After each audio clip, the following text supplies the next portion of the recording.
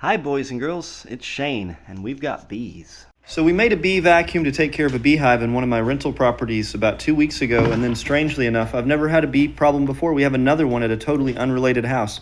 But one of the points of failure after it worked the whole time, containing the bees, our viewing window came out. We had it attached to the outside and it flexed off. So we're going to replace this viewing window, this time from the inside. I think that's going to make it to where it actually works. But if you want to know how to make a bee vacuum, this is your video. So this whole bee vacuum build costs us less than $40. It takes a 5-gallon bucket. Really important though is we have this screen on one side. It's about 2 inches square, maybe 2.5 inches.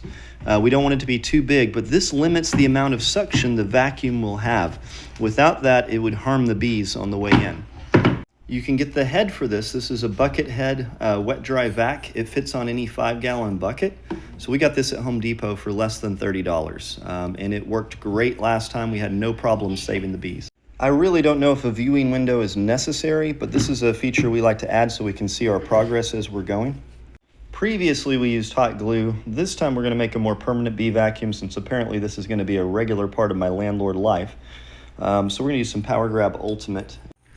If you've never used Power Grab adhesive, it is amazing, and I highly recommend it.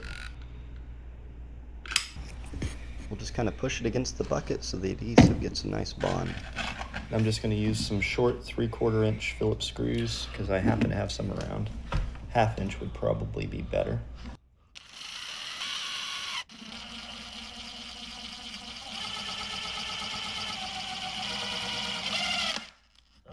Did I break the plastic? Or? Yep, you broke the whole window. Aw, maybe this was a bad idea.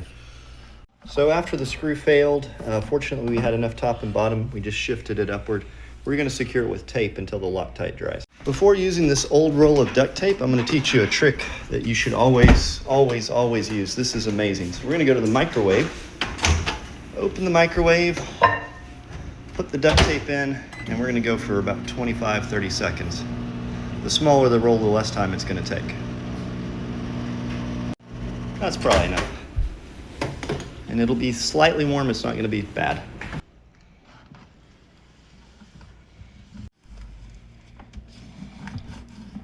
In an effort to protect us further, just in case something fails, we've added a whole lot of extra duct tape to the outside. But of course, the important screen is there. Engineering process. So what we're wanting to do is to drop a screen in all the way around this time, because last time we were stuck with the lid on when we captured the bees. So we're going to put a screen this way.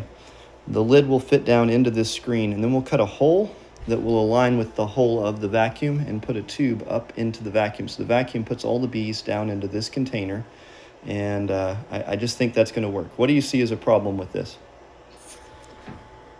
Nothing. Obviously, there's no problem. That's perfect. Famous last words. So Let's be clear. let's be clear. So now that we've got the lid fitted, we know that there's enough room for that. We're going to cut all the way around this with just a pair of scissors. If you want to do the honors, sir. Do you think this is going to be a working bee vacuum when we're finished that safely captures all the bees and then allows us to transport them to a beekeeper to turn into a functional honey-producing hive? All right, the engineer's best friend is going to come into play now. Some duct tape. So we're going to duct tape this all the way around. Oh, maybe hold this screen in place. Sir, can you give me some assistance there? Okay. So now when we're finished, what I want to be able to do is flip this like so, and that'll give the bees lots of space while we're waiting on them to transport. But then we can push it back inward. But now we need to cut a hole that will align for where the inlet comes. $1 that's going to slip right in there, almost snug. Is it snug? Oh, wow. Okay.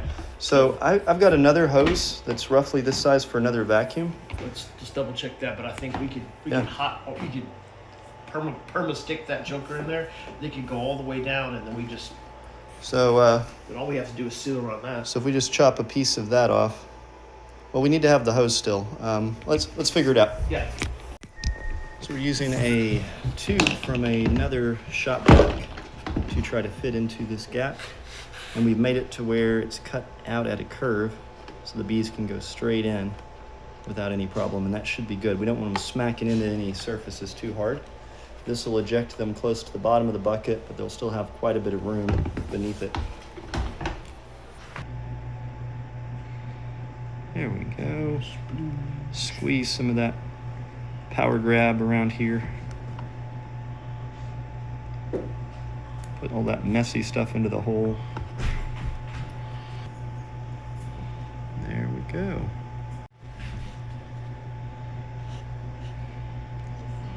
Making sure I had it right. Looks perfect. Man, that was a pretty good idea, Shay. That was. You're a genie. See inside the hole there? Can you tell if it's blocking it? Let me see. Just goop, a little goop. Yeah, I think that looks pretty good. Take We'll a- wipe that goop away, maybe with a Q-tip or something. I was gonna use my finger. Oh, okay. Here we observe Shay as he uses his finger inside the hole.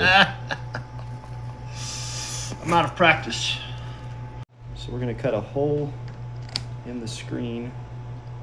We don't want it to be too big, but it needs to be big enough, Start off small. the We can two. always get bigger. yeah, to be able to fit through. And something like that, I think, will allow us to have it flat, initially. mostly back closed, and then kind of tape it.